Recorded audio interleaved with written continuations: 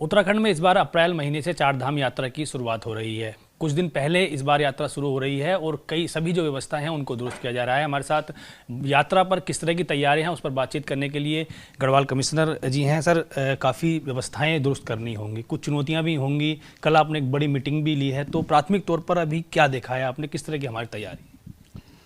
वर्ष 2023 की चारधाम यात्रा अप्रैल माह के अंतिम सप्ताह से प्रारंभ हो जाएगी, जिसमें तीन धामों में अभी कपाट खुलने की तिथि ज्ञात हो चुकी है और केदारनाथ जी के विषय में अभी बैठक होके तिथि घोषित होनी है।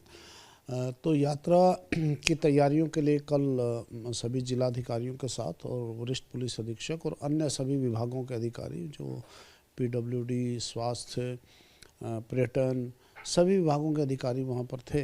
तो ऋषिकेश में वो बैठक आयोजित की गई थी।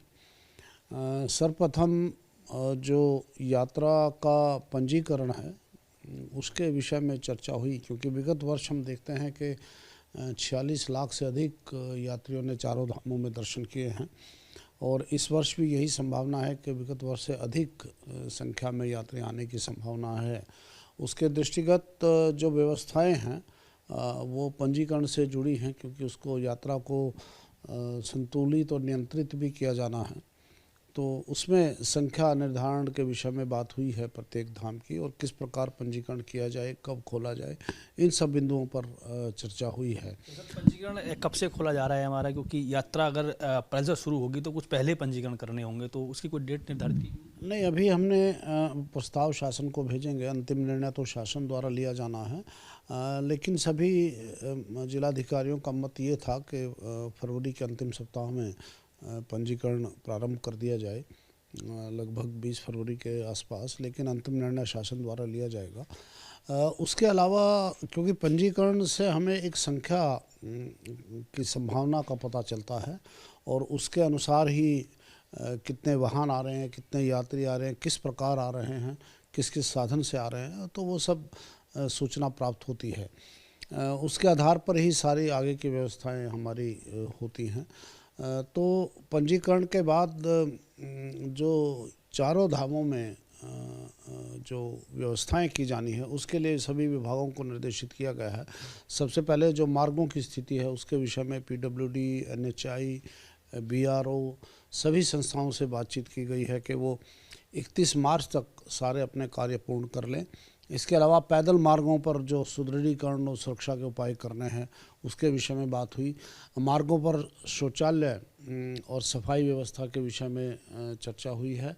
और इसके अलावा जो पैदल मार्गों पर पैदल यात्री जाते हैं उनके लिए सुविधाएं, और घोड़ा खच्चर से जो जाते हैं उसकी भी व्यवस्था, विगत वर्ष कुछ कठिनाइयाँ आई थी, तो घोड़ा खच्चर आदि की भी समुचित व्यवस्था के लिए निर्देशित किया गया है। उनके स्वास्थ्य परीक्षण के लिए, उनके पंजीकरण के लिए सभी व्यवस्थाएं की जानी है। इसके अलावा स्वास्थ्य के दृष्टिगत भी स्वास्थ्य विभाग द्वारा चारों धामों में व्यवस्था की जानी है। यूकाडा को जो हेली सेवाएं हैं उनके लिए व्यवस्था की जानी है। तो इस प्रकार सभी विभागों को समन्वय स्थापित कर एक सुरक्षित और संतुलित यात्रा योजित की। देखा गया था कि जो ऑनलाइन प्रोसेस था वो हमारा ऑनलाइन का था, उसमें काफ़ी दिक्कतें, टेक्निकल फॉल्ट भी थे, सॉफ्टवेयर अपडेट नहीं हो पाया था। तो इस बार कुछ क्या अलग माध्यम भी रहेंगे, क्योंकि लोगों को ऑनलाइन में थोड़ी प्रॉब्लम आती है? क्योंकि जो पंजीकरण है यात्रियों का वो जो टूरिस्ट केयर ऐप है और जो पोर्टल है उसके माध्यम से किया जाता है। पंजीकरण में कुछ यात्री बिना पंजीकरण के भी आते हैं, रेलवे से आते हैं, अन्य पब्लिक ट्रांसपोर्ट से आते हैं, तो उनके लिए पंजीकरण की जो ऑफलाइन पंजीकरण है उसकी भी व्यवस्था रखी जाएगी 2-3 स्थानों पर। इसके अलावा ऑनलाइन पंजीकरण की भी व्यवस्था रखी जाएगी। दोनों तरह से पंजीकरण किया जाएगा। और पंजीकरण में जो विगत वर्ष जो भी कठिनाइयाँ आई थी उनको दूर करने का प्रयास इस बार किया गया है।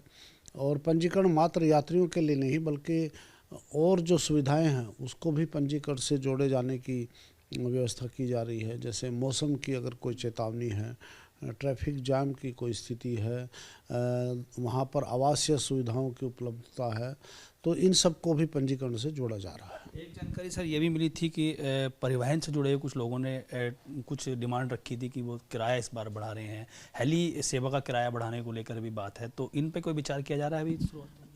ये परिवहन विभाग को उस पर निर्णय लेना है। उन लोगों ने ज़रूर अपना एक ज्ञापन भी दिया, अपनी मांग भी रखी है, लेकिन ये परिवहन विभाग इस पर अंतिम निर्णय लेगा। लेकिन इसके अलावा हमने ये उनसे ज़रूर निवेदन किया है कि यात्रा में यात्रियों को वाहनों की कमी ना हो। और एक ये भी देखने में आया था कि विगत वर्ष बहुत सारे निजी वाहन और कमर्शियल वाहन, जो छोटे वाहन हैं, वो भारी संख्या में आ रहे हैं, तो उनके भी पंजीकरण की व्यवस्था इस बार की गई है। सर लैंडस्लाइड जोन काफ़ी है यात्रा मार्गों पर, आपने देखा है कि अगर ऋषिकेश से ऊपर बद्रीनाथ केदारनाथ पे करें तो काफ़ी ऐसे पॉइंट्स हैं जहाँ पर लैंडस्लाइड होता है। यमुनोत्तरी गंगोत्री में भी इस तरह की स्थिति, तो वहाँ पर क्या पॉइंट्स चिन्हित किए जाएंगे पहले ही ताकि उसकी जानकारी मिले, लैंडस्लाइड हो गया है, जाम लग गया है कोई? बिल्कुल अवश्य। ये जो भी विभाग मार्ग को मेंटेन कर रहा है, चाहे वो PWD हो, चाहे NHI हो, चाहे NHIDCL हो, चाहे BRO हो, तो उनको ये बताया गया है कि पुलिस और प्रशासन के साथ समन्वय रखेंगे और जो चिन्हित स्थल हैं, संभावित भूस्खलन के क्षेत्र हैं जहां मार्ग बाधित होने की संभावना है, वहां पर पर्याप्त संसाधन दोनों ओर मार्ग के रखे जाने हैं, चाहे उसमें मशीनरी हो, चाहे उसमें मानव संसाधन हो या अन्य व्यवस्थाएं हो, रात में लाइटिंग की व्यवस्था हो, तो और उनका संपर्क संबंधित थाना, पुलिस अधीक्षक और जिलाधिकारी और SDM के साथ रहेगा, ताकि मार्ग अगर बाधित होता है तो उसको तत्काल खोलने की व्यवस्था की जाए। जब पीक सीजन होता है तो यात्रियों की संख्या एकदम बढ़ती है, जब मई और जून का वक्त होता है, तो यात्री जब दर्शन के लिए जाते हैं उन्हें घंटों लाइन में लगना होता है, तो टोकन पर पहले भी विचार किया गया था, टोकन व्यवस्था में लागू की थी। इस बार क्या पूर्ण रूप से चारों धामों में टोकन की व्यवस्था होगी, किस तरह से करेंगे? टोकन की व्यवस्था पर पर्यटन विभाग कार्य कर रहा है, लेकिन मैं एक बात ये भी बताना चाहूँगा कि मंदिर जो बद्री केदार मंदिर समिति है, उनको जो मुख्य कार्यकारी अधिकारी है उनको भी हमने सुझाव दिया है कि दर्शन की जो समुचित व्यवस्था है मंदिरों में, धामों में, वो करें यात्रियों के लिए पुलिस के साथ मिलकर। और इसके अलावा एक SOP भी बनाएं कि जो प्रोटोकॉल्स हैं, जो VIP दर्शन हैं या अन्य हैं, तो उसकी वजह से कोई कठिनाई ना आए, तो उसके लिए भी उनको बोला गया है कि एक SOP बनाएंगे। धन्यवाद सर ABP गंगा के साथ बातचीत करने के लिए। आप थे गढ़वाल कमिश्नर सुशील कुमार जी। इनका साफ तौर पर कहना है कि चारधाम यात्रा को लेकर सभी तरह की व्यवस्थाएं चाकचौबंद की जा रही हैं, यात्रियों को किसी तरह की दिक्कत ना हो इसके लिए सड़क मार्गों पर साफ सफाई और रहने खाने के लिए व्यवस्था होगी। साथ साथ ही टोकन को लेकर भी BKTC और अन्य जो संस्थाएं हैं वो व्यवस्था करेगी। इसलिए ये साफ तौर पर कहा सकता है कि अभी से, क्योंकि यात्रा संचालित अप्रैल में होगी, उससे पहले जो व्यवस्थाएं दुरुस्त करनी है उनके लिए सभी निर्देश दे दिए गए हैं। देहरादून से अपने सहयोगी क्रिस्टोफर लॉरेंस के साथ पंकज राणा, ABP गंगा।